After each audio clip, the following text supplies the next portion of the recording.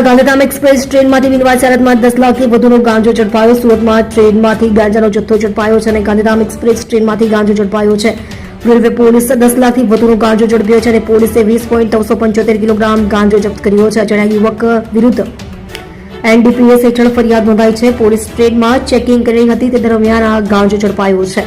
લાખોના જથ્થા સાથે બિનવારસી ગાંજો ઝડપાયો. સુરતમાં ફરી ગાંજો ઝડપાયો છે અને ગાંધીધામ એક્સપ્રેસમાંથી ગાંજો ઝડપાયો છે. સુરત રેલવે પોલીસે ગાંજાનો જથ્થો ઝડપી પાડી અજાણ્યા શખ્સ વિરુદ્ધ એનડીપીએસ એક્ટ હેઠળ ગુનો નોંધ્યો છે.